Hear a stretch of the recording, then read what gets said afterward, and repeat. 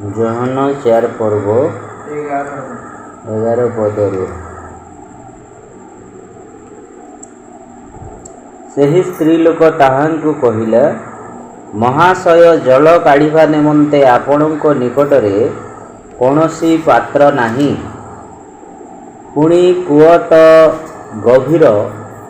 ତେବେ ଆପଣ କେଉଁଠାରୁ ସେହି ଜୀବନ୍ତ ଜଳ ପାଇଅଛନ୍ତି? ଆମ୍ଭମାନଙ୍କର ଯେଉଁ ପିତୃପୁରୁଷ ଯାକୁବ ଆମ୍ଭମାନଙ୍କୁ ଏହି କୂଅ ଦେଇଥିଲେ, ଆଉ ଆପେ ପୁଣି ତାଙ୍କ ପୁତ୍ରମାନେ ଓ ପଶୁପଳ ଏଥିରୁ ପାନ କରିଥିଲେ, ତାହାଙ୍କ ଠାରୁ କି ଆପଣ ଶ୍ରେଷ୍ଠ?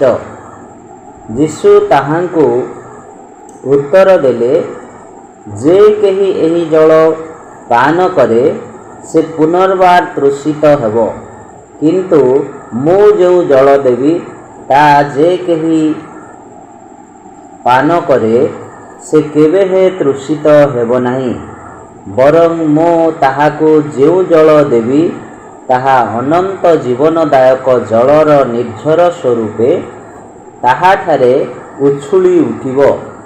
ସ୍ତ୍ରୀ ଲୋକଟି ତାହାଙ୍କୁ କହିଲା, ମହାଶୟ, ମୋତେ ଯେପରି ଶୋଷ ନ ଲାଗେ, ପୁଣି ପାଣି କାଢ଼ିବା ନିମନ୍ତେ ଏତେ ବାଟ ଏଠାକୁ ଆସିବାକୁ ନ ପଡ଼େ, ଏଥି ନିମନ୍ତେ ମୋତେ ସେହି ଜଳ ଦିଅନ୍ତୁ।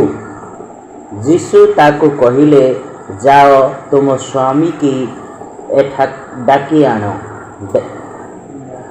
ସ୍ତ୍ରୀ ଲୋକଟି ତାହାଙ୍କୁ ଉତ୍ତର ଦେଲା, ମୋର ସ୍ୱାମୀ ନାହିଁ।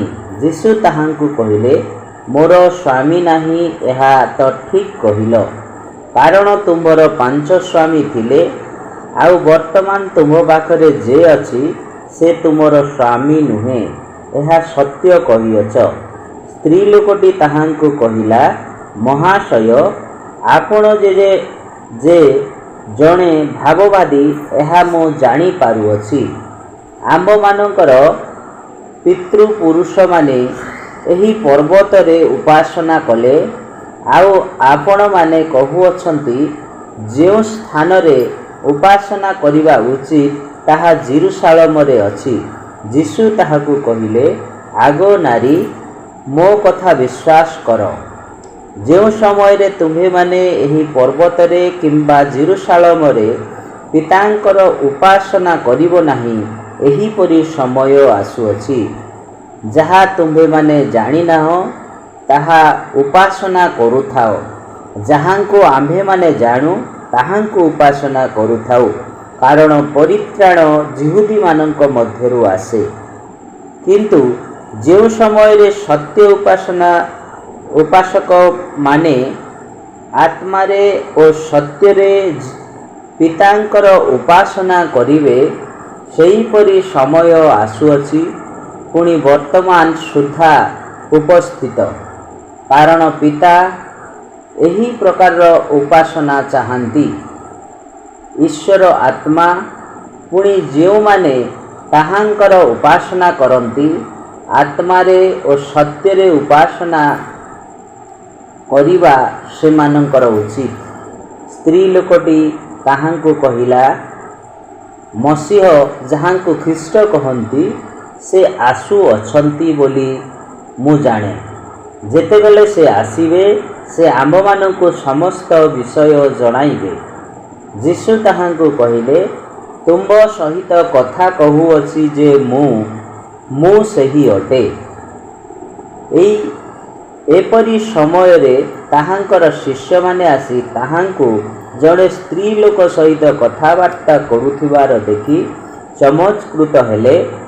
ତଥାପି ଆପଣ କ'ଣ ଚାହାନ୍ତି କିମ୍ବା କାହିଁକି ତାହା ସାଙ୍ଗରେ କଥା କହୁଅଛନ୍ତି, ଏହା କେହି ପଚାରିଲେ ନାହିଁ। ସେଥିରେ ସେହି ସ୍ତ୍ରୀ ଆପଣା ଜଳପାତ୍ର ଥୋଇଦେଇ ନଗରକୁ ଯାଇ ଲୋକମାନଙ୍କୁ କହିଲା, ଆସ, ଜଣଙ୍କୁ ଦେଖିବ। ମୁଁ ଯାହା ଯାହା କରିଅଛି ସେହିସବୁ ସେ ମୋତେ କହିଲେ, ସେ କେଜାଣି ଖ୍ରୀଷ୍ଟ ହେବେ ପରା। ଏଥିରେ ଲୋକେ ନଗରରୁ ବାହାରି ତାହାଙ୍କ ନିକଟକୁ ଯିବାକୁ ଲାଗିଲେ। ଇତିମଧ୍ୟରେ ଶିଷ୍ୟମାନେ ତାହାଙ୍କୁ ଅନୁରୋଧ କରି କହିଲେ, ହେ ଗୁରୁ, ଭୋଜନ କରିବା ହୁଅନ୍ତୁ। କିନ୍ତୁ ସେ ସେମାନଙ୍କୁ କହିଲେ, ତୁମ୍ଭେମାନେ ଯେଉଁ ଖାଦ୍ୟ ବିଷୟ ଜାଣ ନାହିଁ, ଭୋଜନ କରିବା ନିମନ୍ତେ ମୋହର ଏହିପରି ଖାଦ୍ୟ ଅଛି।